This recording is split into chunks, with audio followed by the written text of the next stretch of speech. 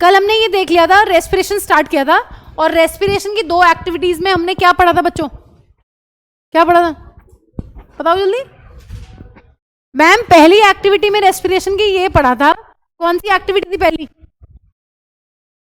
कि मैम जब हम एयर एक्सहेल कर रहे हैं, जो हम एयर एक्सहेल करते हैं उसमें ज्यादा अमाउंट होता है CO2 गैस का इन कंपैरिजन टू जो हमारी एटमॉस्फेयर की एयर है। एक चीज तो हमने ये पढ़ी थी, और दूसरी चीज हमने क्या पढ़ी थी बच्चों दूसरी एक्टिविटी में?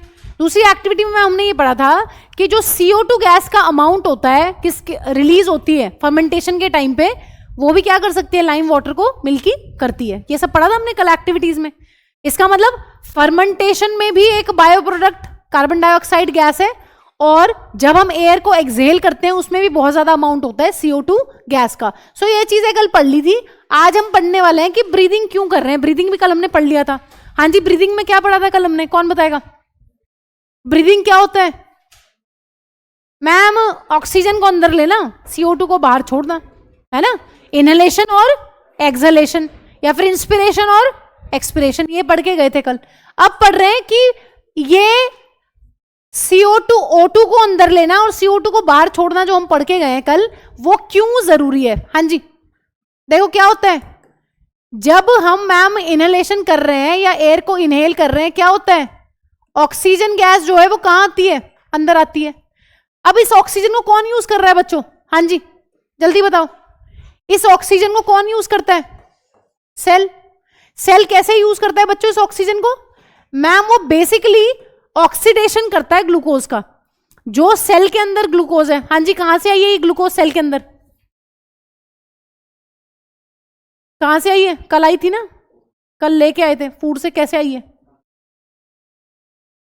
ब्रेक डाउन हुआ था। कहाँ डाइजेशन एब्जॉर्प्शन कहाँ हुआ था? फाइनल स्मॉल इंटेस्टाइन में। वहां से फिर कहाँ गया था लद के? ब्लड में लदा, और फिर कहाँ पहुंचा? सारी सेल्स के पास या किसी किसी के पास? सारे के पास। मैम वही ऑक्सीजन जा रही है। अब हर एक सेल की कहानी यही है, ग्लूकोज जो है वो ऑक्सीजन के साथ टकराएगी और चूर चूर होके क्या बनाएगी? CO2 गैस, और मैम मेटाबॉलिक वाटर, और साथ में रिलीज करेगी एनर्जी। सो मैम जो खाना हमने खाया है ना, उससे एनर्जी तभी रिलीज हो सकती है जब ऑक्सीजन मिले। अगर ये ऑक्सीजन नहीं मिलेगी तो किसी काम का खाना नहीं है जो हमने खाया है। हम उस खाने से एनर्जी ले ही नहीं सकते कभी भी, है ना? यही तो बात है। इसलिए खाना खाना तो जरूरी है, लेकिन इनहेलेशन भी करना जरूरी है। सो ब्रीदिंग का क्यों ब्रीदिंग जरूरी है? इनहेलेशन जो है वो पार्ट ऑफ ब्रीदिंग है मैम, वो इसीलिए जरूरी है क्योंकि हमें चाहिए ऑक्सीजन इस फूड को तोड़ने के लिए, तभी हमें इससे एनर्जी मिलेगी। तो इसीलिए जरूरी है ब्रीदिंग। दूसरी इंपॉर्टेंट चीज बच्चों की, तुम्हें चाहिए क्या?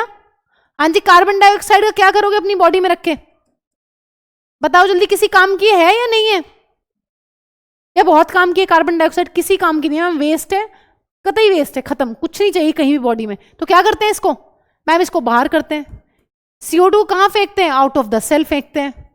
हाँ जी, आउट ऑफ द सेल कौन लेके जा रहा है? ब्लड। ब्लड वेसल्स में ये यहां भी लेके कौन आ रहा था? मैम यहां पर भी लेके आ रही थी ब्लड वेसल्स। ये सारा ब्लड वेसल्स का काम है। इसको बहुत डिटेल में इसलिए यहां पे डिस्कस नहीं कर रहे हैं क्योंकि अलग से ट्रांसपोर्टेशन पढ़ेंगे भी नेक्स्ट टॉपिक, तो उसमें पूरा डिटेल में यही पढ़ना है। आर्टरीज, वेन्स, कैपिलरीज यहां लेके जा रही है, वहां लेके जा रही है, ये सब ठीक है। सो इसलिए यहां पे इतना फोकस नहीं कर रहे हैं। अब बताओ जरा इसका क्या होगा? CO2 का इसको अंदर तो रखना नहीं है, बाहर फेंकना है। कहां क्या करेंगे फिर? मैम फिर एक्सहेल आउट करना पड़ेगा। CO2 को तो बाहर फेंकना ही पड़ेगा जब बॉडी में चाहिए ही नहीं, किसी काम की नहीं है। तो इसीलिए ब्रीदिंग जरूरी है, ठीक है। और ब्रीदिंग और रेस्पिरेशन बिल्कुल ही डिफरेंट कॉन्सेप्ट्स हैं, दो बिल्कुल डिफरेंट। उनका आपस में कोई लेना देना नहीं है। कुछ लेना देना है क्या? यहां दिख रहा है कुछ लेना देना? हाँ जी, क्या लेना देना दिख रहा है? मैम बस लेना देना यही है कि ये जो बाहर फिजिकल लेवल पे हो रही है, O2 को अंदर ले लेना, CO2 को बाहर छोड़ देना, वो तो है अपना क्या? ब्रीदिंग। हो गया ये शुरू तुम्हारी क्लास में भी, ठीक है। और ये क्या है बच्चों जो सेल लेवल पे चल रहा है? ये है सेलुलर रेस्पिरेशन। वैसे दोनों बिल्कुल ही डिफरेंट प्रोसेसेस हैं, अलग अलग जगह चल रही हैं, लेकिन आपस में ये इस तरीके से लिंक्ड है। अगर तुम इनहेल एक्सहेल नहीं करोगे तो ये भी नहीं हो पाएगी, क्योंकि तुम सोचो इनहेल नहीं करोगे तो ऑक्सीजन नहीं मिलेगी। अगर CO2 को बाहर फेंकोगे नहीं एक्सहेलेशन के थ्रू तो सेल मर जाएगी इसको अंदर भर के, ठीक है। इसका मतलब breathing is very important for respiration. अब पढ़ लेते हैं कितने टाइप की रेस्पिरेशन है। देखो छोटा सा टॉपिक है, क्रिस्पी सा, और जल्दी जल्दी पढ़ लो। फिर ट्रांसपोर्टेशन में थोड़ा सा टाइम लगाएंगे और थोड़ा सा एक्सक्रीशन में। एक्सक्रीशन तो बहुत ही छोटा है इस चैप्टर में। हाँ जी, 2 टाइप की रेस्पिरेशन कौन सी है? ये बना लिया तुमने, बनाना है तो बना लो। वैसे तो ये अंडरस्टूड है, ये पता है तुम्हें, ठीक है? पता है कि नहीं पता है? सारे इंटेलिजेंट है, जब तक टेस्ट नहीं होता उसके बाद फिर देखेंगे। हाँ जी, 2 टाइप की रेस्पिरेशन कौन कौन सी है? एरोबिक रेस्पिरेशन, नाम से ही पता चल रहा है एरोबिक, मतलब किसमें होगी मैम? ये होगी in the presence of oxygen. हाँ जी, दूसरे टाइप की कौन सी रेस्पिरेशन है? Anaerobic respiration. हाँ जी, एनएरोबिक रेस्पिरेशन कौन सी होती है मैम? जिसको ऑक्सीजन की जरूरत नहीं है, ये हो जाती है इन द एब्सेंस ऑफ ऑक्सीजन।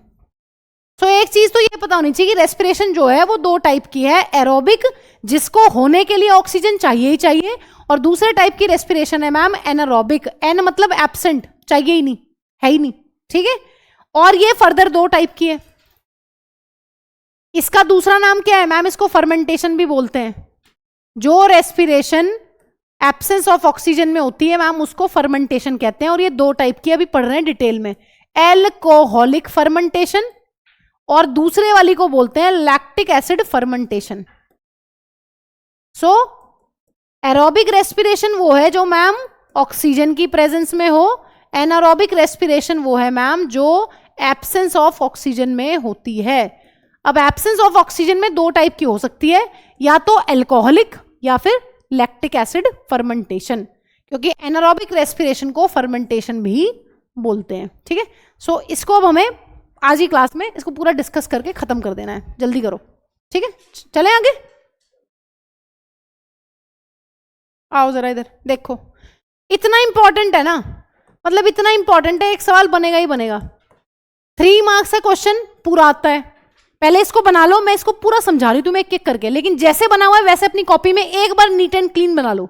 जो मैं तुम्हें आगे पढ़ाऊंगी उसको बना लेना अलग से, इसको लेकिन नीट एंड क्लीन बिल्कुल लैंडस्केप कर लो अपनी कॉपी, ऐसे ऐसे बना लो, ऐसे पूरा प्रॉपर अच्छे से बन जाएगा। ये मैंने बना रखा है देखो, ऐसे ही बना लो, क्योंकि वैसे बनाओगे जगह कम पड़ेगी, फिर खिचपिच होगी। ऐसे बना लो, करो जल्दी बनाओ इसको। जो पेज बचा होगा नीचे जगह उसको छोड़ देना, तो छोड़ दो, कोई नहीं, इतना क्या लालच करना है। टेस्ट में भी तो खाली छोड़ देते हो इतने पेपर।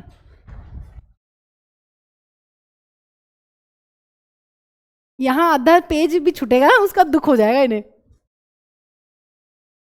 बनाओ बनाओ, पढ़ो पढ़ो, मेहनत करो, ठीक है? डेली पढ़ने का डाल लो, बनाओ जल्दी। लिखा क्या क्या हुआ है एक बार बता देती हूँ, वैसे मैं डिटेल में भी पढ़ा रही हूँ तुम्हें।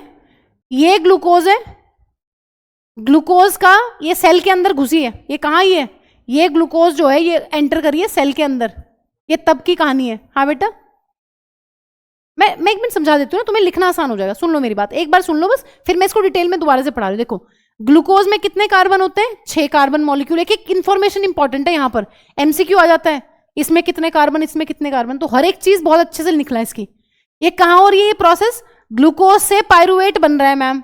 ये कहाँ हो रही है प्रोसेस? साइटोप्लाज्म के अंदर। अब देखो, अलग अलग सेल में ना अलग अलग भविष्य होता है इस पायरुवेट का। भविष्य के लिए एक वर्ड आता है फेट, फ्यूचर। ये वर्ड बहुत आता है, कॉमन है बोर्ड्स के क्वेश्चंस में। फिर फेट का मतलब ही नहीं पता होता क्या है, ठीक है? सो अभी आगे इसको डिस्कस करेंगे। अब इस पायरुवेट का अलग अलग फेट हो सकता है अगर ये घुसेगा किसी ऐसी सेल में जहां पर ऑक्सीजन की कमी नहीं है। मतलब ये ग्लूकोज घुसी है ऐसी सेल के अंदर जहां ऑक्सीजन ही ऑक्सीजन है, तो वहां पर क्या होता है? कार्बन डाइऑक्साइड, वाटर और एनर्जी बनती है। उसमें माइटोकॉन्ड्रिया का भी पार्ट होता है, रोल होता है, अभी पढ़ेंगे इसको पूरा डिटेल में। माइटोकॉन्ड्रिया क्या बोलते हैं पता है तुम्हें? मैम इसको बोलते थे हम 9th क्लास में पढ़ा है, 8th में पढ़ा है, power house of the cell.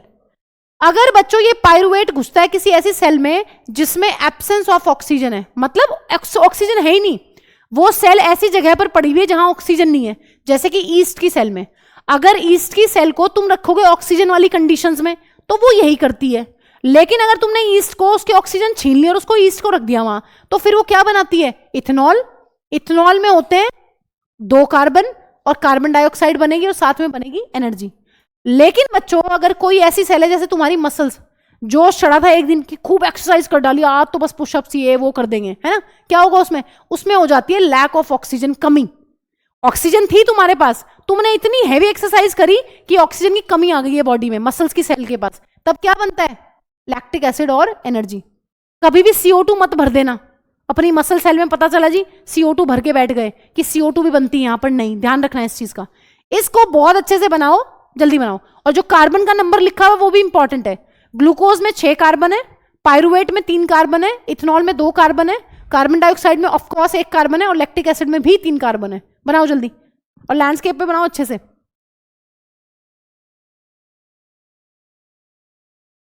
और फिर इसको एक एक करके डिस्कस करते हैं कि ऐसा हो कैसे रहा है। 3 नंबर में आता है मोस्टली, पूरा का पूरा क्वेश्चन दे देते हैं, और MCQ तो पक्का है ही एक, वो तो कहीं गया ही नहीं। पूछ लेगा बताओ मसल में तुमने बहुत हैवी एक्सरसाइज करी है, कौन सा एसिड बन गया होगा, तो लैक्टिक एसिड। तो ऐसे ऐसे सवाल आते हैं।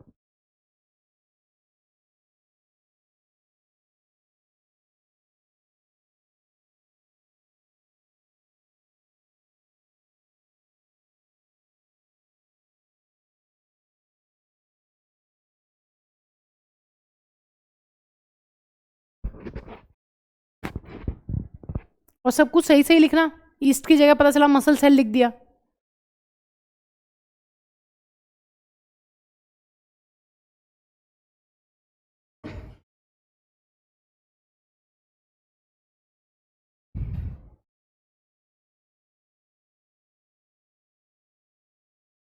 बन गया। अरफात कल कहाँ थे बेटा? तबीयत ठीक रखो, है ना? दवाई वगैरह ले लिया करो। क्या होता पेट? उफ, क्या खाया था? क्या खाया था?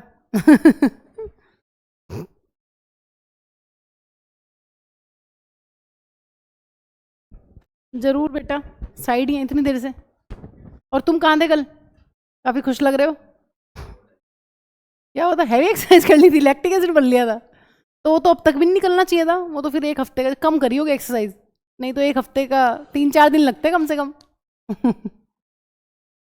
मसल दर्द, इसका पेट दर्द। और कौन कौन नहीं आया था कल? किसी का दिमाग दर्द तो नहीं था कल? बन गया? कितनी स्लो बनाते हो, जान जान के स्लो बनाते हो लग रहा है। मैंने कहा अच्छा बनाना, बस जो लिखा हुआ है वो लिख लेना। अब मैं एक एक करके समझा रही तुम्हें ये, फिर तुम्हें बार बार वो देखना नहीं पड़ेगा ना, बार बार लिखना पड़ेगा नहीं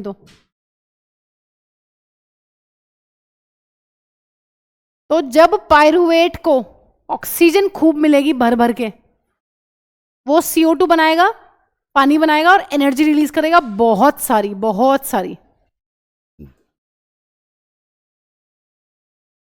लेकिन जब ईस्ट सेल को ऑक्सीजन नहीं मिलती, वो क्या करता है?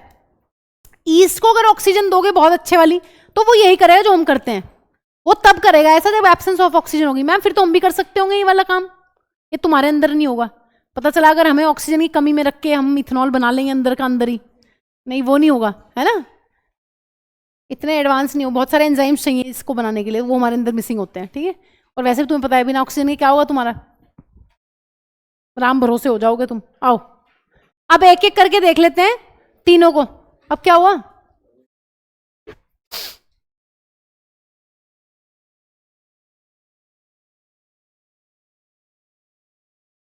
ऋषभ बन गया? नोट्स कंप्लीट हो गए पक्का?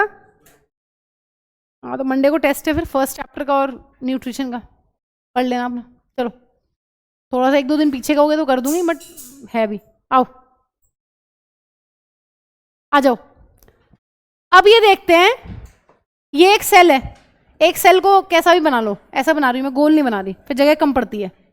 हाँ जी, तुम्हें पता है कि मैम जब खाना डाइजेस्ट हुआ, खाना फाइनली एब्जॉर्ब हुआ स्मॉल इंटेस्टाइन में, और मैम फाइनली वो खाना लद चुका है किसमें? ब्लड वेसल्स में। ब्लड वेसल्स में घूम रही है मैम ग्लूकोज, और फाइनली मैम ये ग्लूकोज एंटर कर जाती है हर एक सेल के पास, ठीक है? तो ये ग्लूकोज है अपनी एंटर कर गई किसमें बच्चों? सेल के अंदर। हाँ जी, सेल के जरा पार्ट्स बताना। अब हम एरोबिक रेस्पिरेशन पढ़ रहे हैं, तुम्हें पता है एरोबिक रेस्पिरेशन में बहुत इंपॉर्टेंट रोल होता है किसका? ये कौन सी सेल ऑर्गेनली है? माइटोकॉन्ड्रिया, है ना? बिना माइटोकॉन्ड्रिया के मैम कोई भी एरोबिक रेस्पिरेशन पूरा नहीं हो सकता। क्यों? अभी बता रहे हैं, देखो। जैसे ही ये सेल में घुसेगी तुम्हारी न्यूक्लियस, तो तुम्हें यहां पर जो फर्स्ट स्टेप होता है ना बच्चों, वो हर सेल में कॉमन है। ध्यान से सुनो, ग्लूकोज से पायरुवेट का बनना, या फिर पायरुविक एसिड भी बोल सकते हो इसको, ये सारी सेल्स में कॉमन है। सारी बोले तो चाहे बैक्टीरिया की सेल हो, चाहे फंगल की सेल हो, चाहे अमीबा की सेल हो, चाहे प्लांट की सेल हो, चाहे एनिमल की सेल हो, दुनिया में जितनी भी सेल है, कोई भी सेल हो, ये सब में पहला स्टेप कॉमन है। ठीक है, क्या होता है ये, कहां होता है, साइटोप्लाज्म में। हाँ जी, मुझे ये बता दो, कोई ऐसी सेल है जिसके पास साइटोप्लाज्म नहीं होता? कोई ऐसी सेल है जिसके पास साइटोप्लाज्म नहीं है कोई सेल? पढ़ी थी पिछले साल, प्रोकैरियोटिक सेल, यूकैरियोटिक सेल अगर पढ़ी होंगी तो। कोई ऐसी सेल ही नहीं है मैम जिसके पास साइटोप्लाज्म ना हो। तो बच्चों, जो पहला स्टेप है ना, ये ग्लूकोज में कितने कार्बन होते हैं, 6 कार्बन। पायरुवेट में कितने होते हैं, 3 कार्बन। तो मुझे ये बताओ, अगर 6 इसमें है, 3 इसमें है, तो ये तो केमिकल रिएक्शन के जो लॉज थे उनको वो कर रहा है डिसोबे। कहा था ना कि जितना इधर से देंगे उतना ही उधर से मिलेगा। यहां पायरुवेट कितने मिलने चाहिए, पायरुवेट कितने मिलने चाहिए, 2 मॉलिक्यूल मिलेंगे पायरुवेट के। ध्यान से सुनो, इसके एक मॉलिक्यूल में 6 कार्बन है, इसमें 3 है, तो ये 2 बन जाएंगे ना। फिर इसका मतलब 2 मॉलिक्यूल्स बनते हैं यहां पर पायरुवेट के। ध्यान से सुनो, ग्लूकोज से पहला स्टेप क्या है, पहला स्टेप है मैम ग्लूकोज से पायरुवेट का बनना, 2 मॉलिक्यूल्स बनते हैं। और कहां होती है रिएक्शन, ये होती है साइटोप्लाज्म में। ये सारा का सारा साइटोप्लाज्म है यहां पर। अब देखो, अगर सेल में एरोबिक रेस्पिरेशन होनी है, और सेल में क्या है, प्लेंटी ऑफ या एक्सेस ऑफ क्या है, ऑक्सीजन है, अच्छे से भर भर के ऑक्सीजन है। सेल के पास बहुत बेहतरीन ऑक्सीजन है, बहुत ज्यादा ऑक्सीजन है। तो क्या होगा मैम, ये जो पायरुवेट है ना, ये माइटोकॉन्ड्रिया के अंदर घुस जाता है फिर, और यहां इसकी इतनी मरम्मत होती है, इतनी मरम्मत होती है कि फाइनली मैम इसका जूस निकाल के CO2 गैस बना दी जाती है ना। अभी बहुत डिटेल में तो नहीं जा सकते, बट तुम्हें पता है कि अगर भाई किसी चीज में कार्बन है और मुझे उसकी कंप्लीट ऑक्सीडेशन करनी है, तो क्या तरीका है, इसमें कार्बन है, तुम्हें पता है ग्लूकोज में भी कार्बन है, इसका तुम्हें कंप्लीट ऑक्सीडेशन करना है। हाँ जी, कंप्लीट ऑक्सीडेशन का क्या मतलब होता है, कंप्लीट ऑक्सीडेशन का क्या मतलब है इसका मैम, इसकी कंप्लीट ऑक्सीडेशन का मतलब यह है कि इसके कार्बन के साथ O2 उड़ा दो और इसके हाइड्रोजन के साथ भी ऑक्सीजन उड़ा दो। यही तो मतलब है कंप्लीट ऑक्सीडेशन का।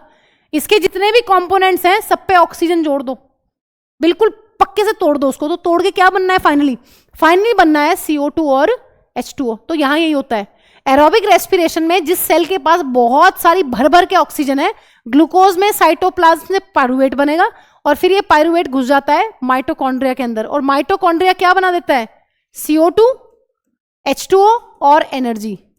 और बच्चों तुम्हें पता है हमारी बॉडी में एनर्जी किस फॉर्म में स्टोर होती है, ATP की फॉर्म में। इसको power house of the cell क्यों कहते हैं, ये बता दो जरा एक बार जल्दी। हाँ जी, क्या पावर हाउस का क्या मतलब है, पावर का क्या, पावर का घर है ये मैम। एक सेल को ना जितनी भी केमिकल रिएक्शंस करनी पड़ेगी, जहां भी एनर्जी की जरूरत पड़ेगी, वो कौन सी रिएक्शंस होती है जिनमें एनर्जी देनी पड़ती है, फूकनी पड़ती है एनर्जी, एंडोथर्मिक। एक सेल जितनी भी एंडोथर्मिक रिएक्शंस करेगा ना, कहां से लेगा ATP, यहीं से लेगा। तो ये एरोबिक रेस्पिरेशन है। एरोबिक रेस्पिरेशन में क्या हो रहा है बच्चों, एरोबिक रेस्पिरेशन का मतलब है मैम ग्लूकोज से पायरुवेट साइटोप्लाज्म में बनेगा हर सेल के अंदर, ये कॉमन स्टेप है सबका। लेकिन अगर ये पायरुवेट बहुत ज्यादा ऑक्सीजन है इस सेल के पास, तो ये पायरुवेट फाइनली CO2, H2O और एनर्जी में टूट जाता है, और भर भर के एनर्जी रिलीज होती है, बहुत सारी एनर्जी। ठीक है, 38 से 36 ATPs बनते हैं, बट उसको भी छोड़ दो, उसके ATP UTP याद करने की जरूरत नहीं, इतना ही कर लोगे बहुत है। तो ये हमने पढ़ लिया ऑलरेडी। ठीक है, फर्स्ट स्टेप तुमने वहां लिख लिया है, एक ही बार लिख लो बस, बार बार डायग्राम बनाने की जरूरत नहीं है। हाँ जी, एल्कोहलिक फर्मेंटेशन में क्या होता है मैम, वैसे तो ये बेचारी सेल जो है ईस्ट, हाँ जी ईस्ट क्या है बताना जरा जल्दी बताओ, ईस्ट क्या होती है, कौन सी फंगी है, बताई थी मैम, एक गोल्लू मटोलू फंगी है ऐसी, कैसी होती है, यूनिसेलुलर है बेचारी, एक सिंगल सेल है।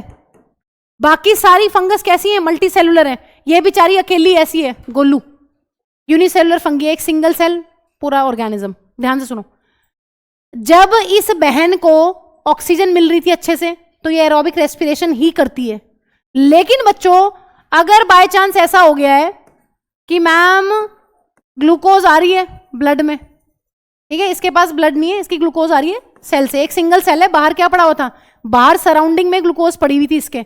जहां तुम ईस्ट को ग्रो कर रहे हो वहां उस टेस्ट ट्यूब में तुमने उसको खाने के लिए क्या दे रखी है? ग्लूकोज, क्योंकि इसके पास ब्लड वेसल्स तो है नहीं, ठीक है। सो ग्लूकोज कहां दे रखी है? मीडियम में। इसने सेल के अंदर ली। अगर बच्चों इसके पास भर भर के ऑक्सीजन है सराउंडिंग में, तो ये क्या करेगी? तो मैम ये वही करेगी जो हमने किया अभी। क्या किया हमने? Aerobic respiration, CO2 H2O energy. लेकिन से फॉर एग्जांपल यहां पर इसके पास ऑक्सीजन की कमी है, यहां पर एब्सेंस ऑफ ऑक्सीजन है, यहां पर ऑक्सीजन दी नहीं तुमने, तुम भूल गए इसको देना। तुमने कहा कि देखे क्या करेगी, इसने दारू बना दी। देखो क्या होगा, ग्लूकोज से वही सेम पायरुवेट बनेगा। कहां बनेगा? हाँ जी बताना जरा, कौन सी साइट है? साइटोप्लाज्म। एक सेल के साइटोप्लाज्म के अंदर ही बनेगा पायरुवेट। अब क्या होगा मैम? अब ये माइटोकॉन्ड्रिया में घुसेगी इसके, क्योंकि मैम ये भी कैसी सेल होती है? ये भी यूनिसेलुलर यूकैरियोट है, इसके पास माइटोकॉन्ड्रिया है। बट मैम यहां पर कंडीशन तो देखो, एब्सेंस ऑफ ऑक्सीजन, ऑक्सीजन है ही नहीं। अगर ऑक्सीजन नहीं है तो क्या होगा बच्चों? मैम ये साइटोप्लाज्म में ही रहेगी और क्या बनाएगी? एल्कोहल। हाँ जी, कौन सा एल्कोहल?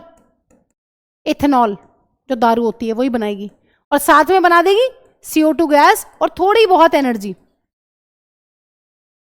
सुन रहे हो? तो तुम्हें एक बार ये सवाल भी पूछ लिया था बोर्ड्स में कि पायरुवेट का क्या, कहां पायरुवेट टूटता है एल्कोहल में? In the absence of oxygen in yeast cell. तो सिर्फ माइटोकॉन्ड्रिया में कहां घुसेगी? माइटोकॉन्ड्रिया में सिर्फ तभी घुसती है पायरुवेट जब एरोबिक रेस्पिरेशन होता है। एनारोबिक रेस्पिरेशन और फर्मेंटेशन में नहीं जाने की जरूरत है, वो तो सारा कहां हो जाएगा? वो तो सारा मैम साइटोप्लाज्म में ही हो जाएगा। हाँ जी, इथेनॉल का क्या फॉर्मूला होता है? जिनको पता है इट्स वेल एंड गुड, नहीं पता है तो चैप्टर नंबर 4 में पढ़ेंगे केमिस्ट्री के। C2H5OH। कितने कार्बन है बताना जरा? 2। यहां कितने कार्बन है? 3 कार्बन हो गए प्रोडक्ट में। यहां कितने थे? 6 कार्बन। इसके बने मैम 2 मॉलिक्यूल्स 3-3 कार्बन वाले, और फिर मैम यहां बने 3 कार्बन। इसका मतलब यहां पर भी इनका मॉलिक्यूल क्या होंगे? डबल होंगे, ठीक है। मतलब कार्बन का नंबर जो है, पूरे मॉलिक्यूल्स जो है, एटम्स जो है, वो सेम रहेंगे, ठीक है, सारे एलिमेंट्स के। सो ये दूसरा स्टेप है। ये इसको क्या बोल रहे हैं? Alcoholic fermentation. कौन सा एल्कोहल बना है? मैम इथेनॉल बना है। हाँ जी, बनाने की जरूरत है नहीं, तुमने एक बार लिख लिया है, ये तो समझाने के लिए। नेक्स्ट पे आओ, लैक्टिक एसिड फर्मेंटेशन में क्या होता है? इसमें भी वही होगा। ये कहां देखने के लिए मिलता है? देखो ये बैक्टीरिया के अंदर भी होता है, बट आपकी एनसीईआरटी मेंशन नहीं करती है, वो सिर्फ बताती है मसल सेल। एक बंदा जोश चढ़ा एक दिन, नॉर्मली तो नॉर्मल खाना खाता था, सही एक्सरसाइज करता था। एक दिन सोचा कि आज तो बस क्या ही कर दूं, सारी एक्सरसाइज आज ही कर दूंगा। कर ली हैवी एक्सरसाइज।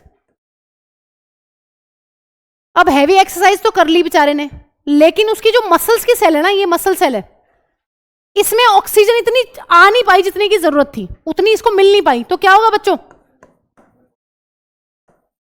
यहां पर भी ग्लूकोज से पायरुवेट बनेगा। कौन सी साइट है? हाँ जी, कौन बताएगा? देव, कहां बनेगा ग्लूकोज से पायरुवेट? साइटोप्लाज्म में। अब ये बताओ, लैक ऑफ ऑक्सीजन की कंडीशन है। हाँ जी, लैक ऑफ ऑक्सीजन का क्या मतलब है? लैक और एब्सेंस में क्या फर्क है? एब्सेंस का क्या मतलब होता है? है ही नहीं। लैक का क्या मतलब होता है? कम। कम थी, एक्सरसाइज करके अपने आप मुसीबत मोल ली है, कमी हो गई है। तो फिर क्या होगा मैम? अब ये साइटोप्लाज्म में ही रहेगा, माइटोकॉन्ड्रिया में जाएगा ही नहीं। तो फिर क्या होगा बच्चों, जल्दी बताओ? मैम ये लैक्टिक एसिड में टूट जाएगा यहीं। और पता ही है तुम्हें, किसी ने करी है बहुत हैवी एक्सरसाइज, क्या होता है? क्रैम्प्स होते हैं। ये लैक्टिक एसिड जहां जहां डिपॉजिट होगा ना मसल्स में, वहीं वहीं दर्द होगा। तो ये भी आता है, ये MCQ आता है। क्रैम्प्स की स्पेलिंग ठीक है क्या? क्रैम्प्स या क्रैम्प्स भी आएगा ना? चलो कई बार ठीक लिखती हूँ फिर काट देती हूँ। ध्यान से सुनो, क्वेश्चन ये आता है कि हैवी एक्सरसाइज के टाइम पे क्रैम्प्स हो गए हैं, क्या रीजन है? एक चीज ध्यान रखनी है, जोश जोश में कई बार हम यहां से भी CO2 निकाल देते हैं। एरोबिक रेस्पिरेशन में CO2 निकली, पानी निकला, एनर्जी निकली। एल्कोहलिक फर्मेंटेशन में अल्कोहल निकला, CO2 निकली, एनर्जी निकली। यहां भी लगाओ ना एक CO2। कॉमन सेंस भाई, मसल्स में CO2 क्यों भरनी है? क्या करोगे? ये लैक्टिक एसिड का कम दर्द दे रहा है तुम्हें। इसी की वजह से क्या होता है? इसी की वजह से होते हैं पेन। हाँ जी, सो ये चीज हमें ध्यान रखनी है कि मैम हम अपनी मसल्स में नहीं भरेंगे CO2, ठीक है? हम तो बाहर फेंक रहे हैं बॉडी से, मसल्स में क्यों भरनी है हमने? लैक्टिक एसिड की वजह से क्रैम्प्स हैं, जिसकी वजह से बहुत ही सीवियर पेन होता है और दिन लग जाते हैं। अगर किसी ने ज्यादा जोश में ज्यादा एक्सरसाइज कर लिया तो 2 दिन, 4 दिन, 6 दिन लग जाते हैं आराम से। लीवर का उसमें फिर रोल आता है, वो फिर ठीक करता है उनको, क्रैम्प्स को। ठीक है, तो इतना डिटेल में तो हम जाएंगे नहीं, तो हम तो यही ठीक कर लेंगे। हाँ जी, इज इट क्लियर? ग्लूकोज से पायरुवेट का बनना इज कॉमन। क्या कॉमन? सारी सेल्स में। इस स्टेप को बोल लेंगे क्या बच्चों? तुमने ग्लूकोज को तोड़ा है, तुमने ग्लूकोज का ब्रेक डाउन करा है, किसमें? पायरुवेट में। तो ब्रेक डाउन के लिए क्या वर्ड यूज करते हैं? लाइसिस। इस पहले स्टेप को बोलते हैं ग्लाइकोलाइसिस। ध्यान से सुनो, ग्लाइको मतलब ग्लूकोज और लाइसिस मतलब ब्रेक डाउन। ये सभी में कॉमन है। अब देखो, तुम तो छोटे बच्चे हो, तो तुम्हें तो यहां सीधा बता दिया कि ग्लूकोज से पायरुवेट बन गया।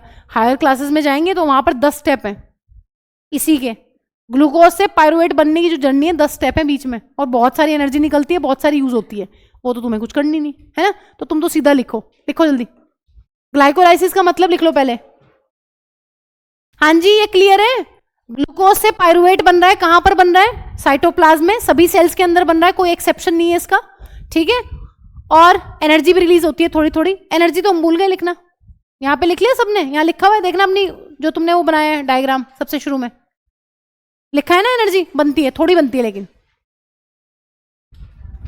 चलो एक बार इसको रिवाइज कर लो क्योंकि इंपॉर्टेंट है। हाँ जी अहिल, ये बताओ, ग्लूकोज आई एक सेल के पास, किस में टूटती है सबसे पहले? पायरुवेट में। कहां पर टूटती है?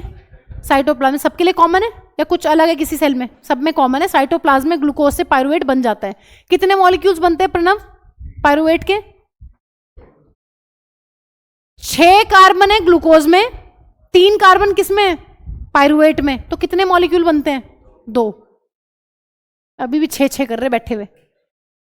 ये 6 कार्बन का है, अब 3 का एक बना है, तो 3 का एक दूसरा भी तो बनेगा ना। ठीक है, हाँ जी। अगर ये बताएगा, अंकुर कुछ नहीं बताता, कुछ नहीं बोलता है क्लास में, शांत रहता है। अंकुर ये बताओ, बता दोगे ना? बता देंगे मैम, बताया जाएगा। तो ये बताओ कि अगर बहुत सारी ऑक्सीजन है सेल के पास, तो इसका पायरुवेट का क्या होगा?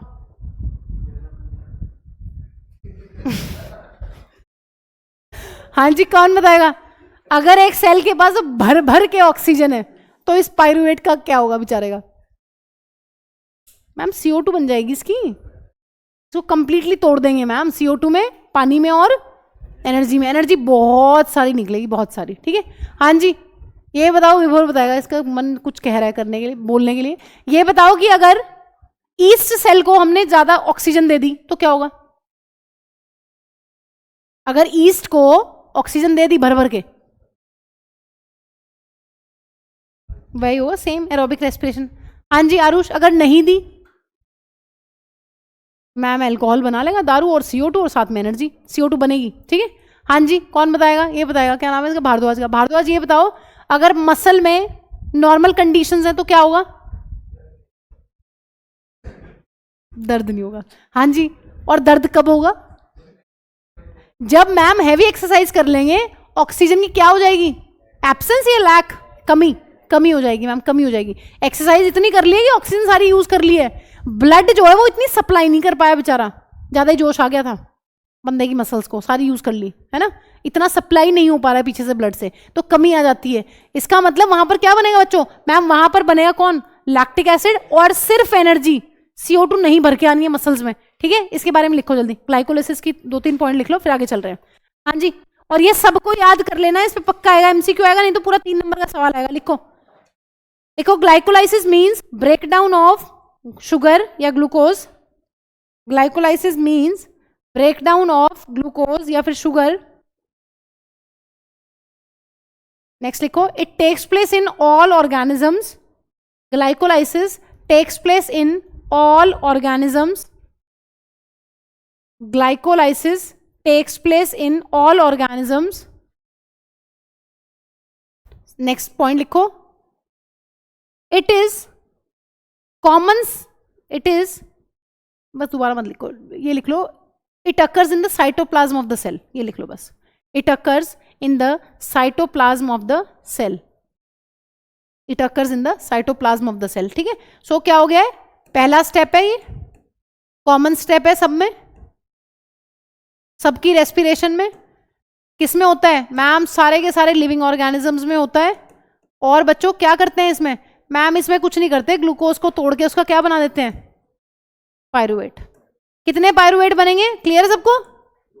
2 बन जाएंगे। वैसे बहुत लंबी दास्तान है बट कोई बात नहीं, थोड़ी सी एनर्जी भी निकलती है। हाँ जी, इसको नोट करो, इस वर्ड से तुम्हारा गलत होता है सवाल। फेट का मतलब होता है फ्यूचर, मतलब भविष्य, कि भैया जो पायरुवेट बना है उसका क्या होगा सेल के अंदर, इन द एब्सेंस ऑफ ऑक्सीजन और लैक ऑफ ऑक्सीजन। इसको हम बोलते हैं इनकम्प्लीट ऑक्सीडेशन। कंप्लीट ऑक्सीडेशन का क्या मतलब होता है? अगर कोई कार्बन का कंपाउंड है ना बच्चों, अगर कहीं पर कार्बन का कोई भी कंपाउंड है और हम कर रहे हैं उसकी कंप्लीट ऑक्सीडेशन, इसका मतलब है मैम CO2 बन के निकलेगी, उसी को बोलते हैं कंप्लीट ऑक्सीडेशन। सारी CO2 CO2 CO2। अभी तुमने देखा है अल्कोहल बना था, साथ में CO2 बनी थी, वो कंप्लीट ऑक्सीडेशन नहीं है, क्योंकि अल्कोहल में भी तो कार्बन था ना। अगर ये भी CO2 में टूट जाता तो फिर कंप्लीट ऑक्सीडेशन होती। मतलब कोई भी कार्बन का कंपाउंड, उसकी कंप्लीट ऑक्सीडेशन का मतलब होता है वो सारी की सारी क्या बना दे, जितने भी कार्बन उसके अंदर हैं वो सबकी CO2 बना के उड़ा दे, ये मतलब है। तो ये कंप्लीट ऑक्सीडेशन नहीं है, क्योंकि इसमें तो मैम अल्कोहल के अंदर 2 कार्बन अभी ट्रैप्ड हैं।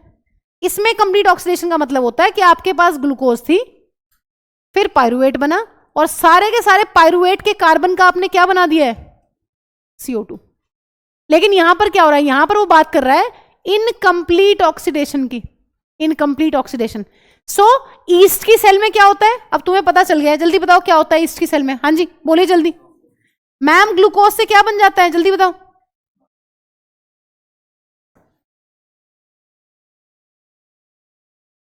ये बन जाता है, ठीक है। और इसमें क्या होता है?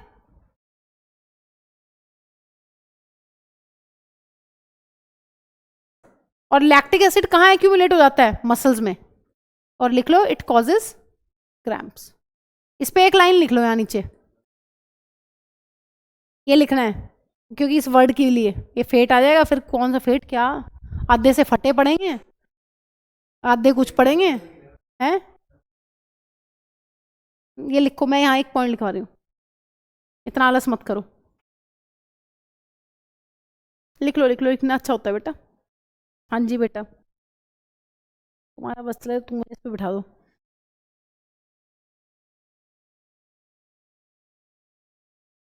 आज नहीं कर रहे, आज मैंने सर से शर्त लगाई थी, मैंने कहा आज भी ऐसे ही होगा। कल सर ने क्लास के बाद किया था, सबको ऑन करके छोड़ दिया और कुछ एक छोटा सा ब्लिंक नहीं हुआ, और मैं सोच रही थी सब बंद हो जाएगा, बुड़ुम बुड़ुम हो गए। लिखो, लैक्टिक एसिड वाली साइड पे लिखो, लिखो during heavy exercise, during heavy exercise, during heavy exercise the blood is unable to supply, the blood is unable to supply oxygen fast enough, the blood is unable to supply the oxygen fast enough for producing energy, for producing energy, for producing energy through aerobic means, through aerobic means, through aerobic means। Next point लिखो इसी में नीचे, accumulation of excess of lactic acid, accumulation of excess of lactic acid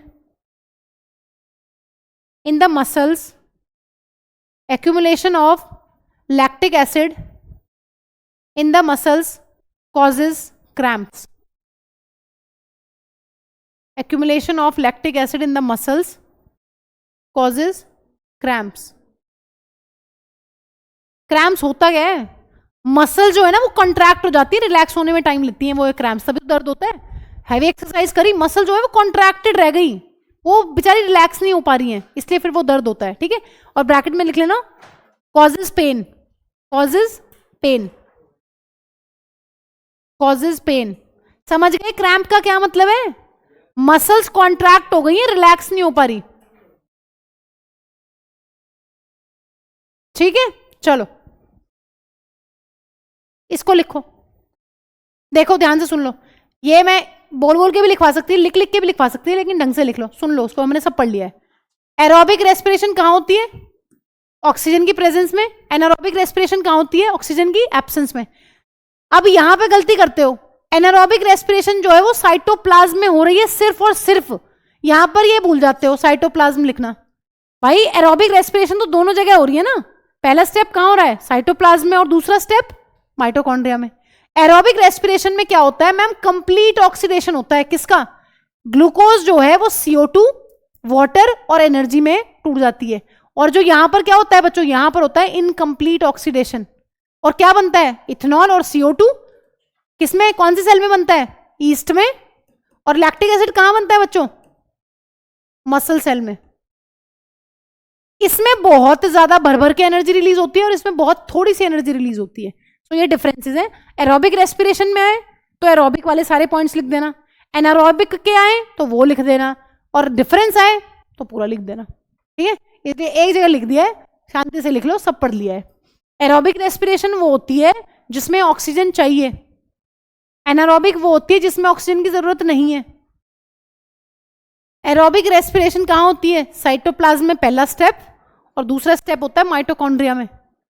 anaerobic respiration में तो ma'am सब कुछ कहां हो रहा है? साइटोप्लाज्म में सारी कहानी चल रही है, पढ़ लिया है हमने ये चीज।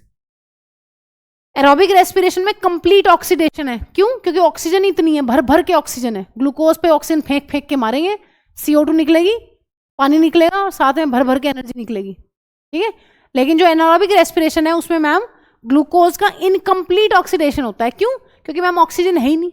ऑक्सीडेशन का क्या मतलब है? ऑक्सीडेशन का मतलब है भाई ऑक्सीजन होनी चाहिए, है ना? ऑक्सीजन दोगे तभी तो टूटेगा, तो वो नहीं दे पा रहे, वहां दे पा रहे हैं, यहां नहीं दे पा रहे। और अपनी एरोबिक रेस्पिरेशन हम लोग करते हैं तो हमें तो मैम ज्यादा ही एनर्जी चाहिए ना, तो यहां पर तो बहुत सारे ATP रिलीज होते हैं। एक ग्लूकोज को तोड़ने से बहुत सारे ATP रिलीज होते हैं, उधर तो बेचारे दो ही रिलीज होते हैं। यहाँ 38 36 के अराउंड नंबर, और यहाँ पर सिर्फ 2 ATP रिलीज होते हैं। तो देख लो एनर्जी का कितना फर्क है, बहुत बड़ा फर्क है एनर्जी का। इसका मतलब मैम कंप्लीट ऑक्सीडेशन ही ठीक है। जो हमने खाना खाया है उसके साथ ऑक्सीजन की रिएक्शन हो और बहुत सारी एनर्जी रिलीज हो, ATP बने। ठीक है, सो वो एरोबिक रेस्पिरेशन इसीलिए हो रही है।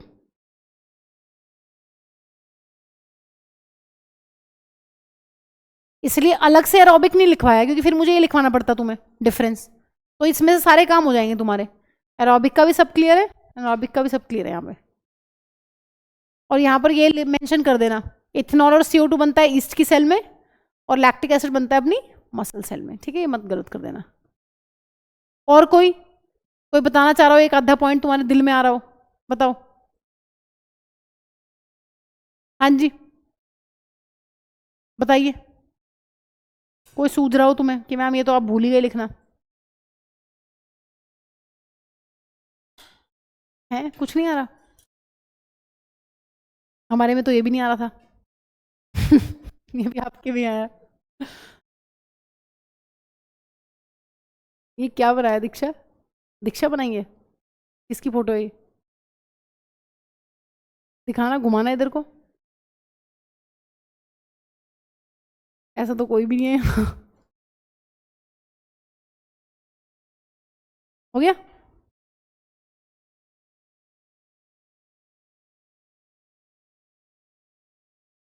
ये तुम्हारे स्टिकी नोट उखड़ते नहीं है, चिपके रहते हैं?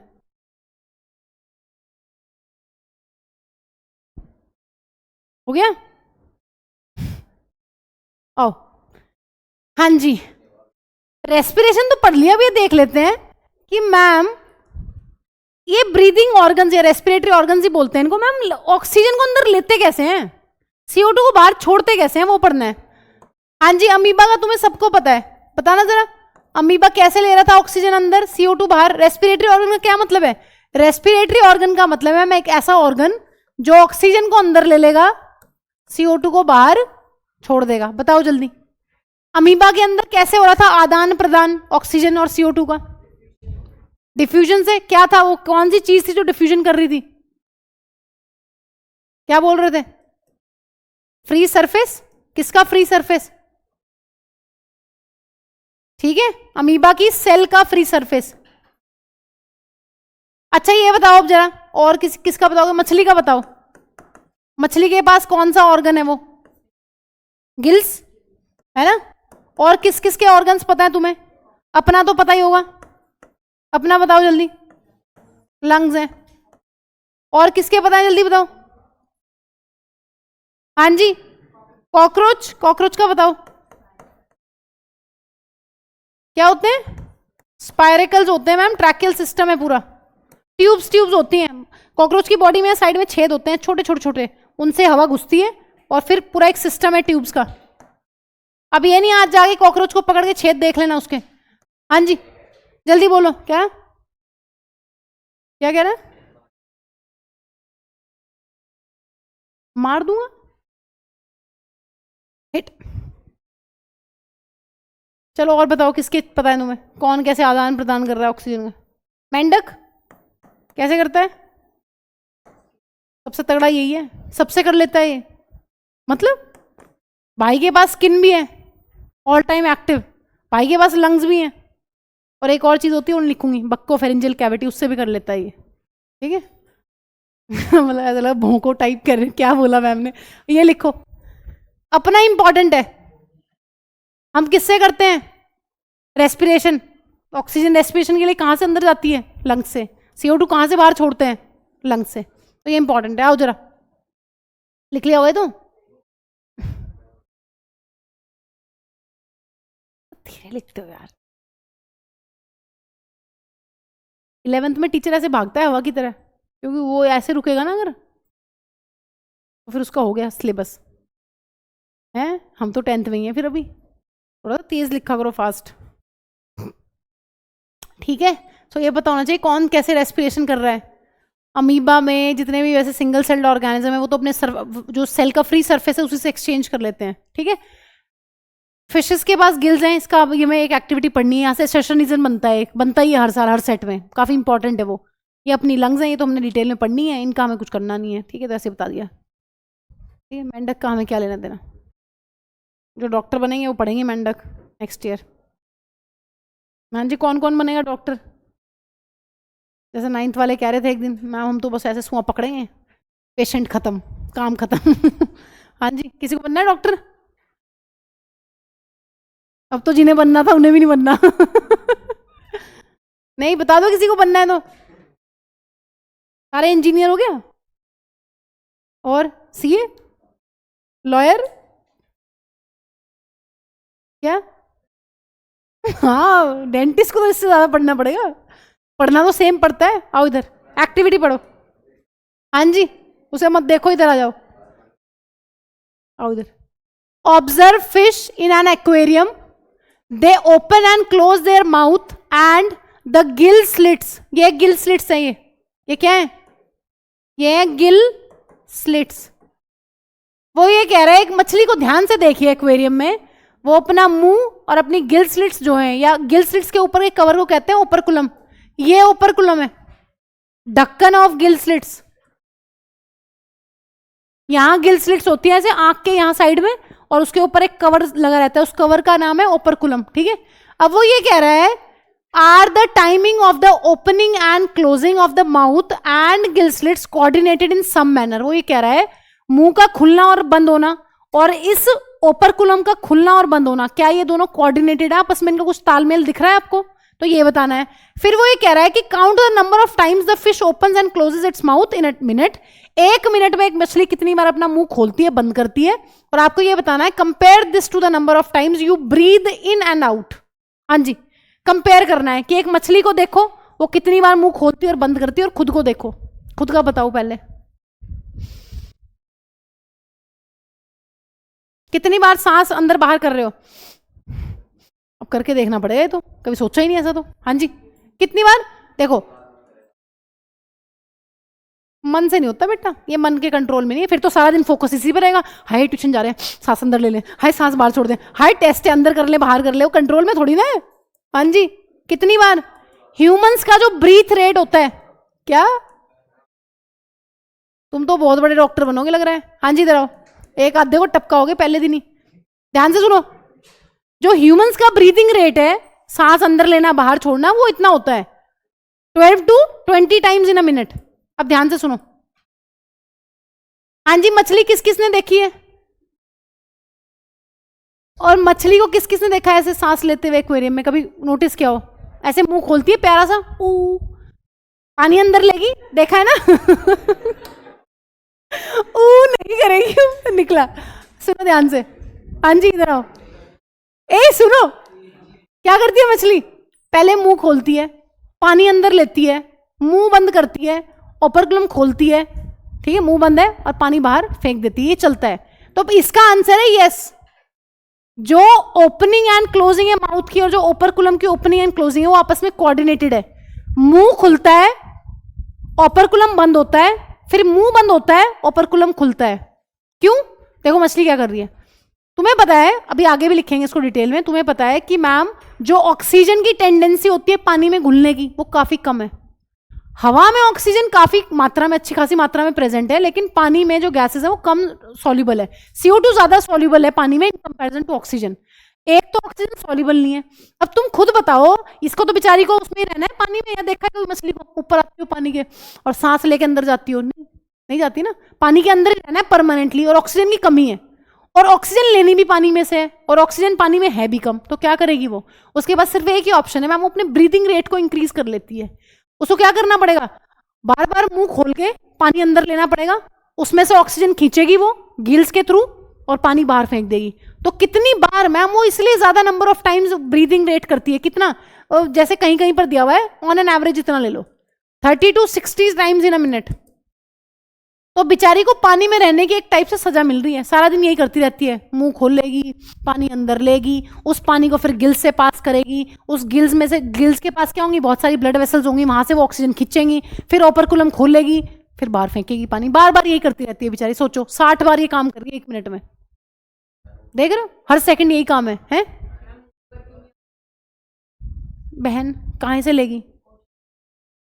यही करती रहेगी। मान लो नीचे बहुत बड़ी फाइट चल रही है, रुको रुको मैं सांस लेके आ रही हूँ, ऊपर जाती हूँ। भाई एक्वाटिक ऑर्गेनिज्म है ना, उसकी मजबूरी है। मेंढक की तरह भी नहीं कर सकती, थोड़ा धूप सेक लेती हूँ बाहर जाके, वो भी नहीं कर सकती ना। ऑप्शन ही कुछ नहीं है, एक्वाटिक ऑर्गेनिज्म है, तो बेचारे के पास गिल्स का ही ऑप्शन है। तो ब्रीदिंग रेट को इंक्रीज कर लिया है। तो इसमें काफी इंपॉर्टेंट पॉइंट्स है, वो इंपॉर्टेंट पॉइंट मैं तुम्हें आगे लिखवा रही हूँ समरी में। हाँ जी, ये पता होना चाहिए है। कुछ कुछ ले लेती हैं, एक्सेप्शंस है, ठीक है। वैसे तो बहुत सारी मछलियां तुमने देखा होगा पानी में ऐसी लगती हैं उड़ रही हैं पानी के बाहर। ऐसे एक्सोसिटस एक मछली होती है, फ्लाइंग फिश कहते हैं उसको, ठीक है, फॉर सर्टेन टाइम। लेकिन हम जनरल पढ़ रहे हैं बहुत सारी मछलियां, ठीक है। आओ इधर, ये लिखो एक्टिविटी की समरी। देखो हम क्या कर सकते थे, एक्टिविटी की समरी में ये सारे पॉइंट लिख सकते हैं, इनको आगे लिख रहे हैं। ये लिख लो पहले कि भाई फिशेस के अंदर जो है वो पानी का फ्लो किस तरीके से हो रहा है। माउथ ओपन होगा, पानी अंदर जाएगा, फिर मुंह बंद होगा, ओपरकुलम खुलेगा और गिल सरफेस से होते हुए पानी जो है वो बॉडी के बाहर चला जाएगा। अब यहां पर है इंपॉर्टेंट रोल, ये जो गिल सरफेस है ना, यहां पर इस गिल सरफेस के पास होंगी बहुत सारी ब्लड वेसल्स। हाँ जी, यहां पर बहुत सारी ब्लड वेसल्स है, और ये क्या करेंगी? ये मैम ऑक्सीजन को अंदर खींच लेंगे और CO2 बाहर फेंक देंगी, ठीक है। सो ये बात हमें ध्यान रखनी है कि जनरली फिशेस जो क्या करती हैं, जनरली फिशेस का जो ब्रीदिंग रेट होता है वो बहुत ज्यादा हाई होता है, इसीलिए क्योंकि मैम उनको अपनी बॉडी की रिक्वायरमेंट जो है ना वो पूरी करनी है, ठीक है। इस सुंदरी को इतना सुंदर मत करो, इस पे ध्यान दो।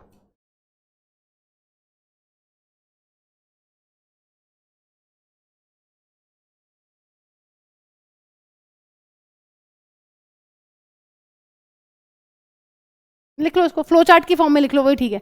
ये लिख लो, एनसीईआरटी में दिया हुआ है क्या कि fishes take in water through their mouth, उसी का फ्लो चार्ट बना हुआ है, and force it pass the gills where the dissolved oxygen is taken up by the blood and carbon dioxide released out. ये ब्लड वेसल्स हैं, अपने आप नहीं कि गिल में कुछ ऐसा जादू है भाई। गिल सरफेस के चारों तरफ जो है बहुत सारी ब्लड वेसल्स हैं, उन्हीं का काम है O2 को खींच लेना और जितनी CO2 होगी बॉडी में उसको गिल्स में फेंक देना, ताकि वो पानी के साथ कहाँ चली जाए? बाहर। सब डिजॉल्व फॉर्म में है यहाँ पर, ठीक है। तो ये बात हमें पता होनी चाहिए कि मछलियाँ क्या करती है, कोऑर्डिनेटेड है उनके अंदर ये चीज़। मुंह से पानी अंदर लेंगी ऑक्सीजन लेने के लिए, और फिर जो पानी है जिसमें CO2 भरी हुई है उसको क्या करेंगी? उसको बाहर फेंक देंगी, ठीक है। बेटा एक्टिविटी ये वाली है, और ब्रीदिंग का जो रेट है वो लिखना चाहो लिख लो, नहीं तो आगे लिखवा रही हूं मैं 5.6।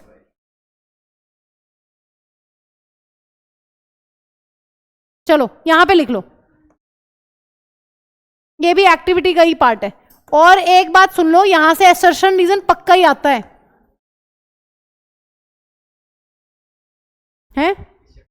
इसमें से 9 नंबर का आएगा, 9-10 नंबर का। अब तुम्हारी किस्मत है कहां से क्या है। असर्शन रीजन बहुत इंपॉर्टेंट है, अब बनता है यहां से, ध्यान से सुनो। हाँ जी, एक्वाटिक ऑर्गेनिजम्स कहां रहते हैं? Live in water. Terrestrial organisms क्या कहां रहते हैं? लैंड के ऊपर। अब ये बताओ कहां पर ज्यादा अच्छे से तुम्हें मिल जाएगी ऑक्सीजन? यहां पर लिखो, aquatic organisms use dissolved oxygen from water. और ये किसको यूज करते हैं मैम? ये यूज करते हैं, use oxygen present in the कहां? एयर। ये एटमॉस्फेयर की ऑक्सीजन को यूज कर रहे हैं, ये यूज कर रहे हैं डिसॉल्व फॉर्म वाली ऑक्सीजन को। हाँ जी, अब हमें पता है ऑक्सीजन जो है वो पानी में डिसॉल्व भी कम होती है, उसका अमाउंट भी कम है। तो यहां पर क्या लिखें? यहां पर एक लाइन लिख लेते हैं, अमाउंट के बारे में लिख लेते हैं, और ये असर्शन रीजन में आएगी statement, amount of dissolved oxygen is fairly low, या कंपैरेटिवली बहुत कम होती है, बहुत कम। और यहां पर क्या होगी? Amount of oxygen is relatively high. दोनों को कंपेयर करते हुए लिख रहे हैं, ठीक है।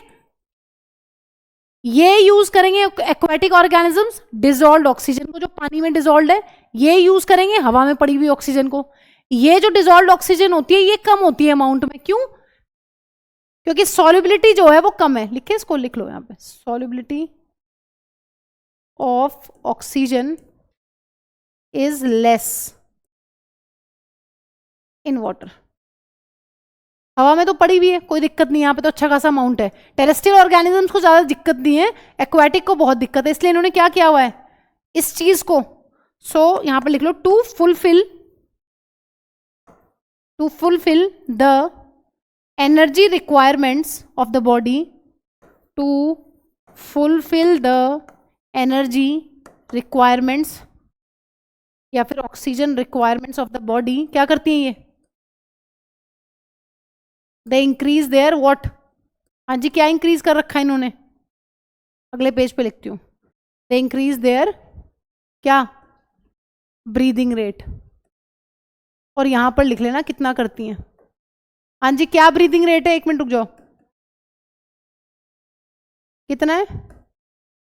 कहीं कहीं पर तुम्हें 100 भी मिल जाएगा दिया हुआ, लेकिन तुम एवरेज सा लिख लो, एक 30 to 60 times in a minute. तो ये असर्शन रीजन में आएगा तुम्हें ये वाला स्टेटमेंट।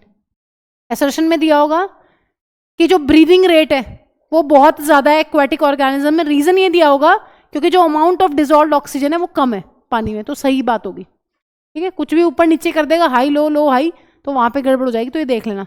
जो अमाउंट है डिसॉल्व्ड ऑक्सीजन की वो क्या है? वो कम है पानी के अंदर, इसीलिए इनको अपनी बॉडी की एनर्जी की जो रिक्वायरमेंट्स हैं उसको फुलफिल करने के लिए इनको बहुत फास्टर ब्रीदिंग करनी पड़ती है। They increase breathing rate. यहां पर क्या होगा? यहां पर कुछ नहीं होगा, नॉर्मल होगा।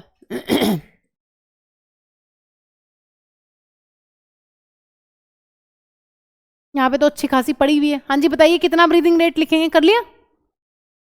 इसमें लिख लो कितना, 12 to 20। ह्यूमन बींग्स का इतना ही दिया हुआ है, 12 to 20 times in a minute.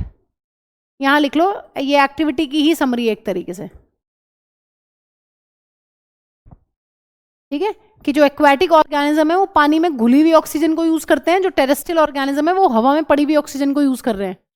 जो अमाउंट ऑफ ऑक्सीजन है डिसॉल्व जो पानी के अंदर है वो कम होता है कंपैरेटिवली, क्यों? क्योंकि पानी में सॉल्युबिलिटी कम है ऑक्सीजन की, CO2 की ज्यादा होती है।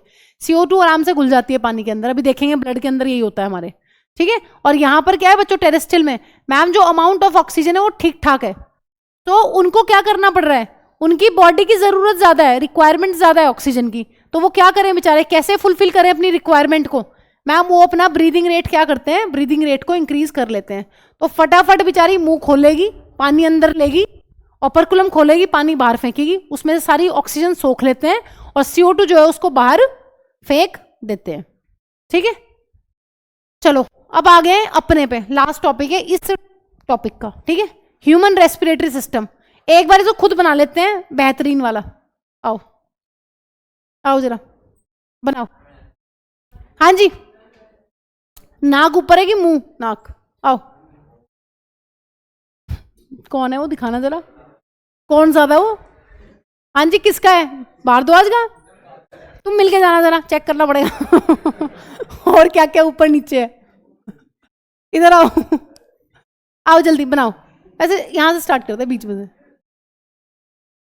हाँ जी, हवा कहां से घुसती है, उस छेद को क्या बोलते हैं? है किसी का बंद तो नहीं है? नॉस्ट्रिल। नाक के छेद को क्या बोलते हैं? नॉस्ट्रिल। और जो ये अंदर की खाली जगह है क्या बोलते हैं इसको? जहां ये हड्डी है, बीच में हड्डी है ना नाक के, है ना, ये क्या है? Nasal passage. आओ जरा, हाँ जी आगे बढ़ो। नेजल पैसेज से ऐसे नीचे आएंगे।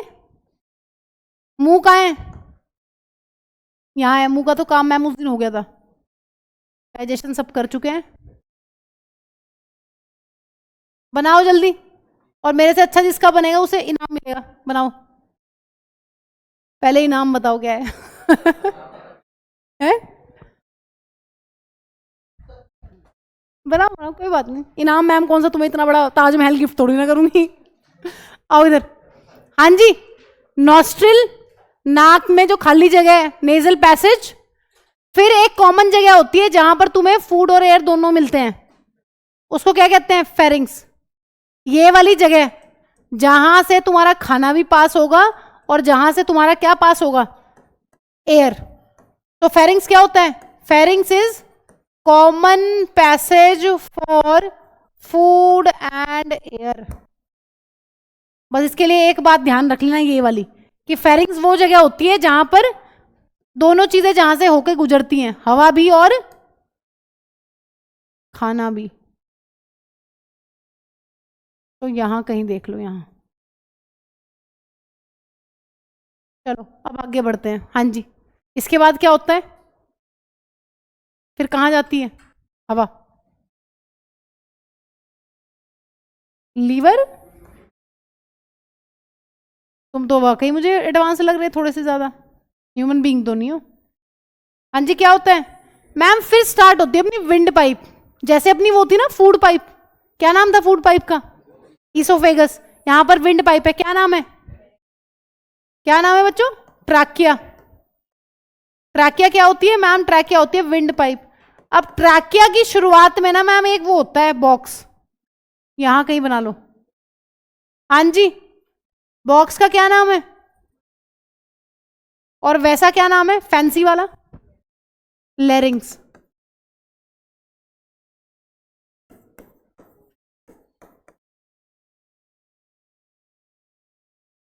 अब आओ आगे। हाँ जी, कहां घुसेगी ये ट्रैकिया? जल्दी बताओ, जल्दी बताओ। ये कौन है इतने फैंसी से? ये तो लग भी नहीं रहे जो बनने चाहिए थे, तो जो बन गए बन गए अब।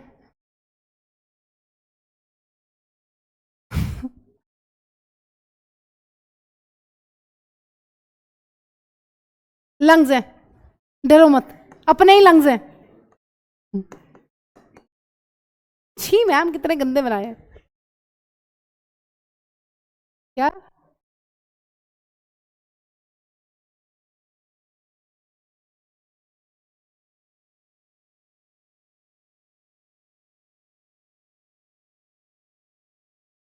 यहां पे थोड़ा सा गड्ढा सा बनाना, यहां पर, यहां पर हार्ट होता है। जो हमारा लेफ्ट वाला लंग होता है ना, वो हल्का सा पिचका हुआ होता है, उसमें दिल पड़ा होता है हमारा। यहाँ, यहाँ पर दिल है। कोई बाहर से देखेगा ना, कहेगी मैम ये क्या पढ़ा रही है? ये हार्ट है।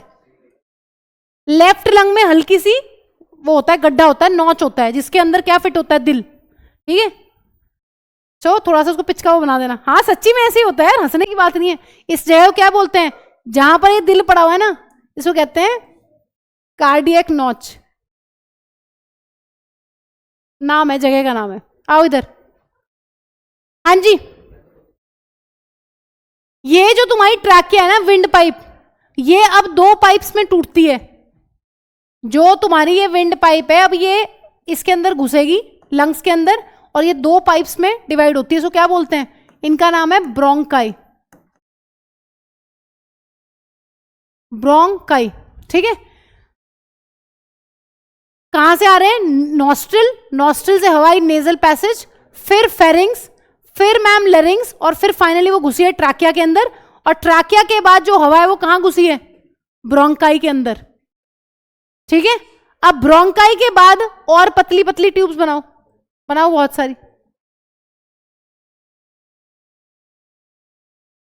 ब्रोंकाई फर्दर और पतली पतली ट्यूब्स में कन्वर्ट होता है, डिवाइड होता है फर्दर। इनका क्या नाम है मैम, इनको बोलते हैं, यहां बना रही हूं, तुम अपनी लेबलिंग अच्छे से कर लेना, ब्रोंक्यूल्स। एक दिन एक बात बताई थी, यहां मैं डायमीटर नहीं बना पा रही हूं, बट तुम्हें पता है डायमीटर छोटा होता चला जाएगा। जो ब्रोंकाई है वो हल्की सी ब्रॉड होंगी। अब ब्रोंक्यूल, जिस वर्ड के पीछे आई ऑल लग जाए बायोलॉजी में, इसका मतलब उसका डायमीटर छोटा होगा। ब्रोंकाई ये वाली है थोड़ी सी मोटी होंगी, और ब्रोंक्यूल जो है ये हल्की सी क्या होंगी, उससे भी नैरो होंगी। इनके अंदर की खाली जगह कम होगी, ये फर्क होता है बस, और कोई फर्क नहीं होता। और बच्चों फाइनली क्या होगा, फाइनली मैम यहां पर होंगे अंगूर के गुच्छे, यहां पर होंगे बहुत सारे बलून लाइक स्ट्रक्चर्स, बहुत सारे मिलियंस मिलियंस मिलियंस। क्या बोलते हैं इनको, हाँ जी, एल्वियो लाई।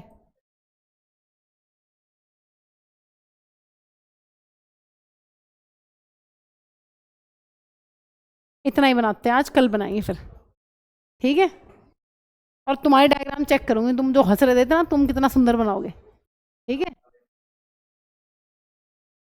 वो उसमें ही तो मजा है, हंसी ना है तो क्या मजा है।